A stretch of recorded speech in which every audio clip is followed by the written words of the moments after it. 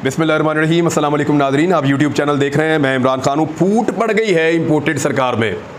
कैसे पड़ी है ये सारा मैं आपको अभी बता देता हूँ। पंजाब में भी पड़ गई, वफाक में भी पड़ गई, और एक और बहुत बड़ी मुसीबत पड़ गई जो डाल दी है इनको IMF ने। और IMF ने बड़ी कड़ी शराइत रख दी हैं और पैसा वो भी नहीं दे रहे। जबकि मेरी इंफॉर्मेशन के मुताबिक यहाँ क्लेम किया है कुछ लोगों ने, और वो ये कह रहे हैं कि कतर ने भी पाकिस्तान की हुकूमत को मदद देने से इनकार कर दिया। UAE ने इनकार किया, सऊदी अरब ने इनकार किया, तुर्की ने इनकार किया, अमेरिका ने इनको कुछ नहीं दिया, चाइना ने इनकार किया, और उसके बाद अब कतर ने भी कर दिया। अब मेरे ख्याल में इमरान खान ने जो बात पूछी थी ना, उन्होंने कहा था देखना कोई रह तो नहीं गया इस मुल्क में जो मेरे खिलाफ ना हो। तो अब इंपोर्टेड सरकार को चाहिए कि वो हमें बुलाकर पूछे कि इस पूरी दुनिया में कोई रह तो नहीं गया जिसको हमने नाराज़ ना कर लिया हो। पूरी दुनिया के साथ ताल्लुकात बिगाड़ लिए। भिखारी का कोई दोस्त नहीं होता, मुनाफिक का कोई दोस्त नहीं होता, मफाद परस्त का कोई दोस्त नहीं होता। आपने जो किया अमेरिका के लिए, अमेरिकन को पता है कि आपने एक आदमी की पीठ में छुरा घोंपा है। आप अपने वजीर आजम के नहीं बने तो आप अमेरिका के कैसे बनेंगे? वो आपको कभी तस्लीम नहीं करेंगे, वो आपको कभी अच्छा नहीं समझेंगे। ये बात याद रखिएगा। चाइनीज आपको कैसे अच्छा समझ सकते हैं? आपने एक ऐसे आदमी को निकाला जो दुनिया के सामने डटकर खड़ा था, और वो अकेला डटकर खड़ा था, आपको लीड कर रहा था। सबने मिलकर उसको अंदर से ही मार के निकाल दिया।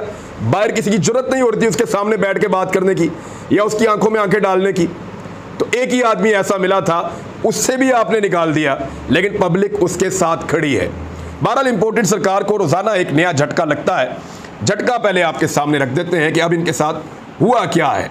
खबरें क्योंकि बहुत सारी हैं और मैं क्विकली आपको बताता हूं कि IMF का शहबाज हुकूमत को कर्ज देने से इनकार, एक और बड़ा मुतालबा उन्होंने कर दिया। IMF ने शहबाज हुकूमत की जानिब से इक़दाम को नाकाफ़ी करार दिया है और मज़ीद टैक्सेस लगाने का कहा है। यानी पहले ही जो बजट पेश किया वो अधूरा था, उसके अंदर आदाद शुमार की 2 नंबरी थी, क्योंकि पैसा इन्होंने दिखाया हुआ था कि ये पब्लिक पे खर्च कर रहे हैं, हालांकि पैसा मौजूद नहीं था। और अब दोबारा से IMF कह रहा है मज़ीद टैक्सेस लगाएं, गरीब आदमी पे, मिडिल क्लास आदमी पे, लोअर मिडिल क्लास के ऊपर ये ज़्यादा टैक्स लगाएंगे, तनख्वाहदार तबके को मज़ीद पीसेंगे, उनको मज़ीद रुसवा करेंगे और गरीबों को परेशान करेंगे। टैक्सेस लगाएंगे लेकिन बजट कहाँ से पूरा करेंगे? नहीं कर पाएंगे। IMF को कैसे खुश करेंगे? नहीं कर पाएंगे। और खुश करने के लिए जो टैक्सेस लगेंगे उनके नतीजे में मज़ीद महंगाई आने वाली है।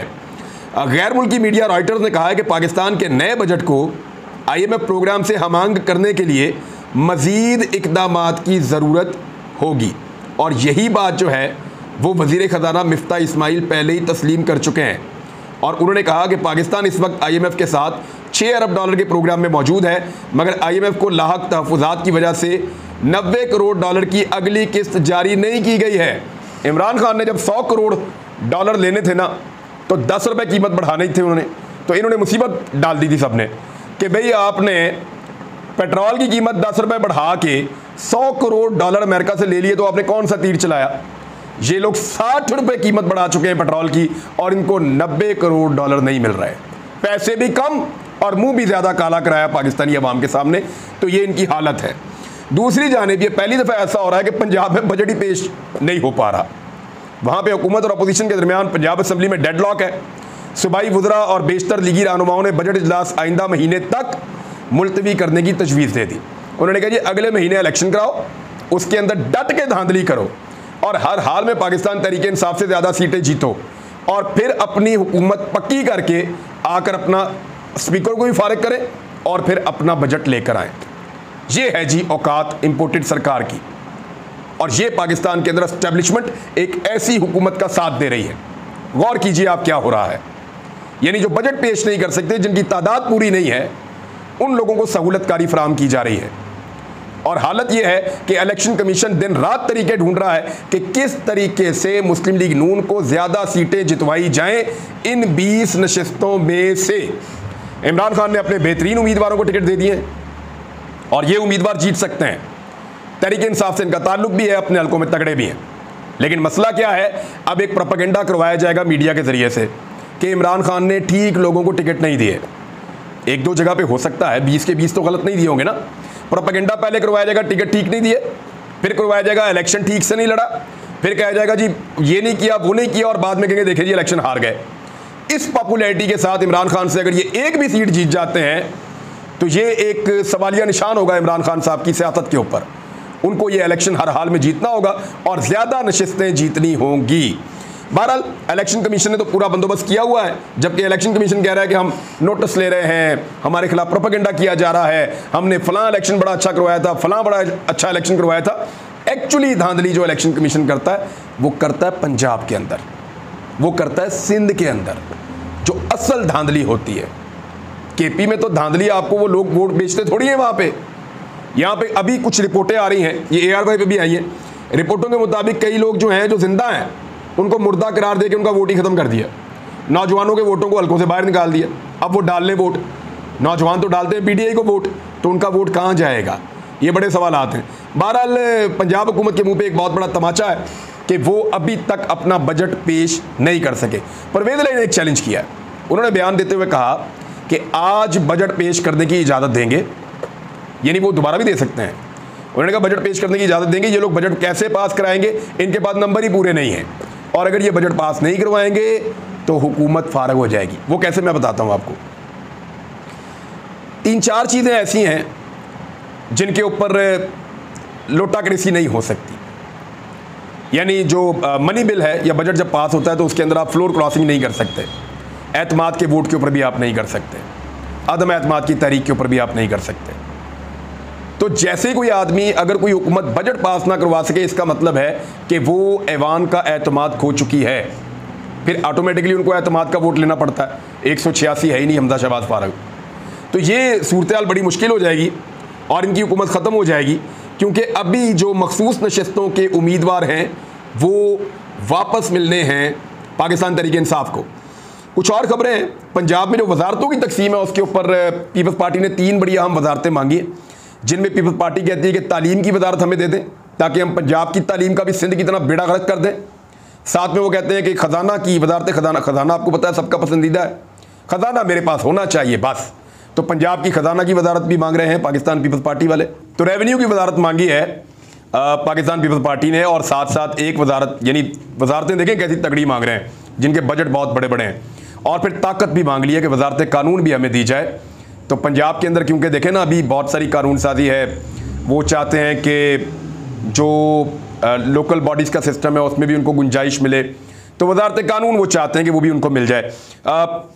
PMLN ये तीनों वजारतें अपने पास रखना चाहती है, पीपल्स पार्टी ये तीनों वजारतें अपने पास रखना चाहती है। पहला पड्डा तो पड़ गया इसके ऊपर। दूसरा, तेल और बिजली की कीमतों में इजाफे का जो बयान दिया है वफाकी वज़रा मिफ्ता इस्माइल पे बरस पड़े हैं। शहबाज शरीफ साहब ने वफाकी काबीना का इजलास बुलाया, इजलास में वज़रा ने बड़े सख्त जुमले बोले हैं, जिनमें मुख्तलिफ वज़रा में रियाज पीरज़ादा साहब तो ख़ास तौर पे उन्होंने कहा कि पहले ही महंगाई बहुत ज़्यादा है, अवाम हमें कोस रहे हैं, मज़ीद जुल्म ना करें। जबकि बाद वज़रा ने मौक़िफ़ में कहा कि कीमतें बढ़ाने की बजाय दूसरे शोबों से कहीं से एडजस्ट कर लें, अब इन चीज़ों की कीमतें बढ़ाएंगे ये लोगों के बीच में जाने के काबिल नहीं रहेंगे। ये जो पहले बहाने लगाते थे ना कि हमने लोगों से वोट लेने जाना है, इमरान खान ने बहुत महंगाई कर दी है, हम लोगों के बीच में कैसे जाएंगे, लोग हमें पत्थर मारेंगे। अब लोग आपको सिर्फ पत्थर नहीं मारेंगे, अब लोटे भी मारेंगे और पत्थर भी मारेंगे, 2 चीज़ें मारेंगे आपको। वो इसलिए है कि आपने इमरान खान की हुकूमत गिराई और जितनी महंगाई पे गिराई उससे 3 गुना महंगाई आपने अब तक कर दी है 60 दिनों के अंदर, और आगे आप नवीद सुना रहे हैं कि मजीद महंगाई करने जा रहे हैं। तो ये सारी सूरत हाल पब्लिक के लिए बिल्कुल काबिल कबूल नहीं होगी। जो मेरे भिखारी दानिश्वर हैं जिनको बड़ी फिक्र रहती थी हमेशा डॉलर की 8 आने कीमत बढ़ने के ऊपर, 20 पैसे 25 पैसे कीमत बढ़ने के ऊपर वो बहुत ज़्यादा रोला डाल देते थे और बहुत ज़्यादा शोर मचा देते थे। आजकल तो 2-2 4-4 पे इकट्ठी बढ़ती है। अभी आज ज़रा कम बढ़ी है, डॉलर में 1 रुपया 64 पैसे मजीद महंगा हो गया है। अगर वो मेरे वही वाले दोस्त बताते रहते ये बातें तो मुझे तो कम से कम ये वाले काम ना करने पड़ते ना। मैं तो चाहता ही नहीं था कभी डॉलर की कीमत बताऊं। असल में मेरे बहुत सारे दोस्त बताया करते थे, सहाफ़ी दानिश्वर, भिखारी दानिश्वर, वो बताते थे कि यार डॉलर इतने का हो गया, डॉलर इतने का हो गया। जिस दौर में 160 रुपए का 165 रुपए का हुआ करता था, रोज़ाना आकर बताते थे तो हम सुन लेते थे। लेकिन अब लोगों को अपडेट तो करना है ना, अब वो नहीं बता रहे, वो चुप करके बैठ गए। शायद कोई लोग नेपाल चले गए या कहीं और चले गए, बहरहाल जहाँ भी गए। तो मैंने ये किया कि अब मैं बता देता हूँ। दोबारा 1 रुपया 64 पैसे महंगा हो गया और पहली मरतबा पाकिस्तान की तारीख में जो डॉलर है वो 205 रुपये 50 पैसे पर फरोख्त हो रहा है, जबकि ओपन मार्केट के अंदर जो डॉलर है उसकी सूरत हाल तो ये है कि वो 210 रुपये का भी आपको नहीं मिल रहा। और ये सूरत हाल इस इंपोर्टेड सरकार ने पैदा की है और पब्लिक को मशवरे भी दे रहे हैं। आपको याद होगा कि पीटीआई के वज़रा ने ये मशवरे दिए थे और ये बात की थी और मैंने उस वक्त सपोर्ट किया था कि आप चीनी का इस्तेमाल कम करें, इससे ये माफिया को लगाम पड़ेगी। मैं आज भी कहता हूं कि बिल्कुल आप चीनी का इस्तेमाल कम करें, इस माफिया को लगाम डालें। चीनी का इस्तेमाल कम करेंगे, आपको बेशुमार बीमारियों से आप बच जाएंगे। बेशुमार बीमारियां इस चीनी के साथ आती हैं। डॉक्टर अजमत बहुत शानदार डॉक्टर हैं, मैं उन्हें जानता हूं, उनका मैंने प्रोग्राम किया था, मिलियंस में लोगों ने देखा था।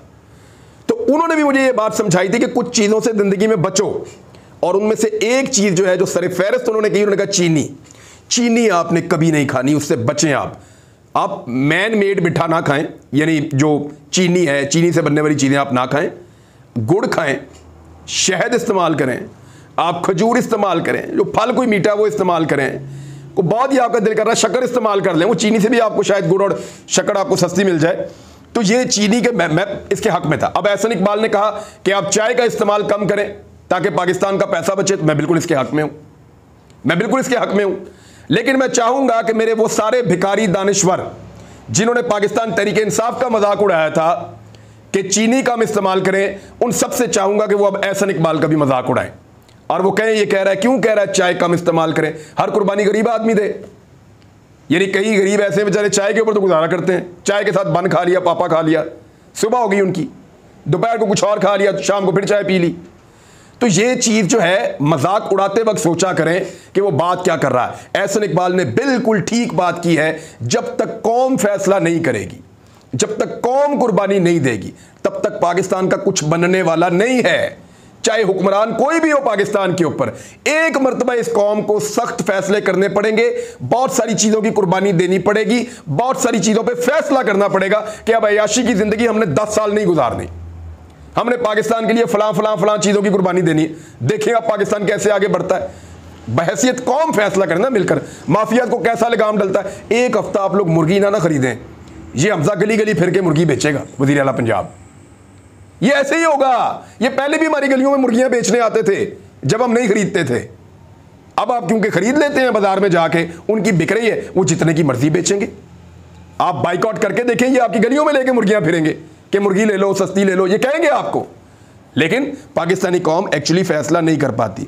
मैं एहसन इकबाल की बहुत सारी चीज़ों के खिलाफ हूं, लेकिन उनका यह कहना कि आप चीज़ों का इस्तेमाल कम करें और आप जो मल्टीनेशनल कंपनियां जो आपको ब्लैकमेल करते हैं, जो चीज़ें महंगी आपको मिलती हैं, उनकी मार्केट ऑटोमेटिकली नीचे आ जाती है, ये बात ठीक है। उधर सुप्रीम कोर्ट ऑफ पाकिस्तान ने एक और पोल खोल दिया इंपोर्टेड सरकार का, और सुप्रीम कोर्ट ऑफ पाकिस्तान में ECL कवानीन जो ECL के कवानीन थे एग्जिट कंट्रोल लिस्ट के हवाले से, बहुत सारे लोगों के नाम इमरान खान साहब की सरकार में ECL में थे, क्योंकि ये पैसा बना के बाहर भेज देते हैं, फिर बाहर जाके मौजें करते हैं।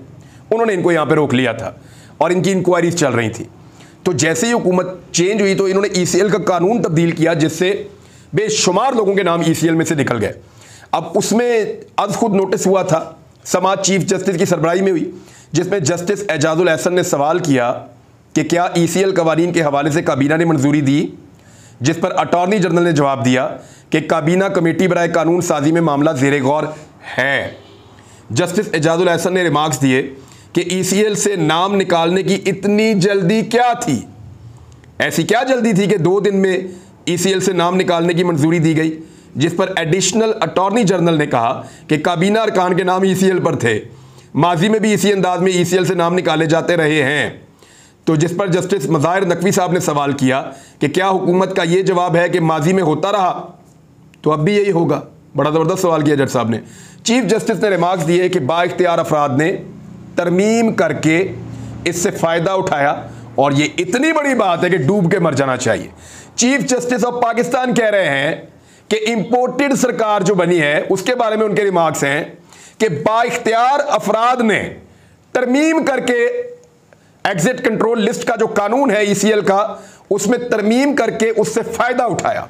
कानूनी अमल पर कोई समझौता नहीं होने देंगे। किसी को लगता है केस में जान नहीं तो मुतल्लिका अदालत से रुजू करे, इस तरीके से जो इन्होंने की बंदरबांट, उसके ऊपर अदालत के रिमार्क्स जो हैं वो एक बहुत बड़ी चपेड़ है इस माफिया के मुंह पर, जो NRO 2 लेने के लिए आया था और काफ़ी हद तक फिलहाल कामयाब हुआ है। तो नाज़रीन, एक तरफ तो फूट पड़ी हुई है, और वो फूट आपको नज़र आ रही है जो फूट पड़ी हुई है PDM सरकार के अंदर या इम्पोर्टेड सरकार के अंदर, और वो आने वाले दिनों में बढ़ती चली जाएगी। बहुत जल्दी आपको खुशखबरी मिलेगी कि पाकिस्तान इंतखाबात की जानिब जा रहा है। ये मुझे ऐसा लगता है, क्योंकि इसको मजीद प्रलॉन्ग किया नहीं जा सकता। जो लोग सहूलतकार थे इस ऑपरेशन के, उनके अंदर भी बड़ी गुस्सा है, बड़ी बेचैनी है। यानी उनको भी ये लगता है कि ये क्या हो गया है, सबने एक दूसरे को धोखा दिया और एक दूसरे को बेवकूफ़ बनाया है, और कोई भी अपने मकसद में पूरी तरह कामयाब नहीं हुआ सवाए उस टोले के जिसने NRO 2 लेना था। तो अब इमरान खान साहब ने दोबारा से वार्न किया है, क्योंकि बार बार वो इदारों की तरफ देख रहे हैं और वो कह रहे हैं कि मुझे मेरा जमहूरी हक दे दें एहतजाज करने का। अगर उनको उनका जमहूरी हक दिया गया और वो पूरी ताकत के साथ एहतजाज करने आए तो पूरी दुनिया देख लीजिए कि पाकिस्तान किसके साथ खड़ा है। और कोई नहीं चाहता, पाकिस्तान में इदारों समेत कोई नहीं चाहता कि दुनिया ये देखे कि पाकिस्तान किसके साथ खड़ा है, क्योंकि शर्म आती है ना, शर्म आती है कि जो हमने किया लोग उसके खिलाफ निकल आए। इसलिए वो लोगों को इस्लामाबाद नहीं आने देना चाह रहे। अगर आने दिया तो सबके सामने सारी हकीकत आ जाएगी, और अगर ना आने दिया तो इमरान खान ने कहा मेरे पास ऑप्शंस हैं। वो क्या करेंगे, वो बहुत सारे प्लान है, शेयर करूंगा कभी आपके साथ। अब तक के लिए इतने, अपना ख्याल रखिएगा, अपने इस चैनल का भी। अल्लाह हाफिज़।